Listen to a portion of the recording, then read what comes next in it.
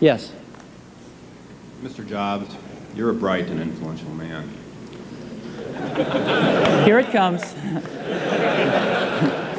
It's sad and clear that on several counts you've discussed, you don't know what you're talking about. I would like, for example, for you to express in clear terms how, say, Java, in any of its incarnations, addresses the ideas embodied in OpenDoc. And when you're finished with that, perhaps you could tell us what you personally have been doing for the last 7 years.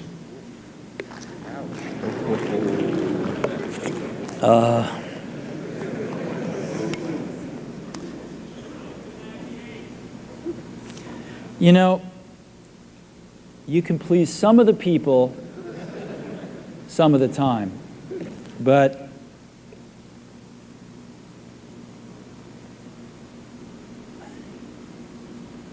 one of the hardest things when you're trying to affect change is that people like this gentleman are right in some areas. I'm sure that there are some things OpenDoc does, probably even more that I'm not familiar with, that nothing else out there does.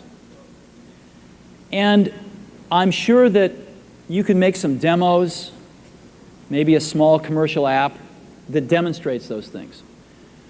The hardest thing is, how does that fit in to a cohesive, larger vision that's going to allow you to sell $8 billion, $10 billion of product a year? And one of the things I've always found is that you've got to start with the customer experience and work backwards to the technology. You can't start with the technology and try to figure out where you're going to try to sell it. And I've made this mistake probably more than anybody else in this room. And I've got the scar tissue to prove it. And I know that it's the case. And as we have tried to come up with a strategy and a vision for Apple, it started with what incredible benefits can we give to the customer? Where can we take the customer? Not starting with, let's sit down with the engineers and figure out what awesome technology we have, and then how are we going to market that. And I think that's the right path to take. I remember with the LaserWriter, we built the world's first small laser printers, you know. And there was awesome technology in that box. We had the first Canon laser printing, cheap laser printing engine in the world, in the United States here at Apple. We had a very wonderful printer controller that we designed. We had Adobe's PostScript software in there. We had AppleTalk in there. Just awesome technology in the box. And I remember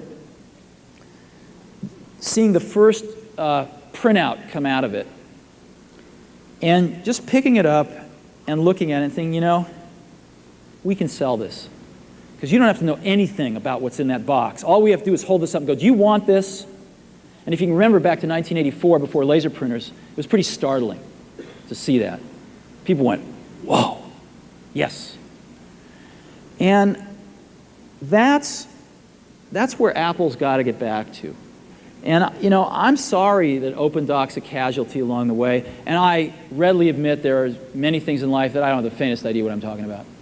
So I apologize for that too. But there's a whole lot of people working super, super hard right now at Apple. You know, Avi, John, Guarino, Fred. I mean, the whole team is working, burning the midnight oil, trying to, and people, you know, hundreds of people below them, to execute on some of these things, and they're doing their best. And I think that what we need to do, and some mistakes will be made, by the way. Some mistakes will be made along the way. That's good, because at least some decisions are being made along the way. And we'll find the mistakes, we'll fix them. And I think what we need to do is support that team going through this very important stage as they work their butts off. They're all getting calls, being offered 3 times as much money to go do this, do that, the valley's hot, and none of them are leaving. And I think we need to support them and see them through this and write some damn good applications to support Apple out in the market. That's my own point of view. Mistakes will be made. Some people will be pissed off. Some people will not know what they're talking about. But I think it is so much better than where things were not very long ago. And I think we're going to get there.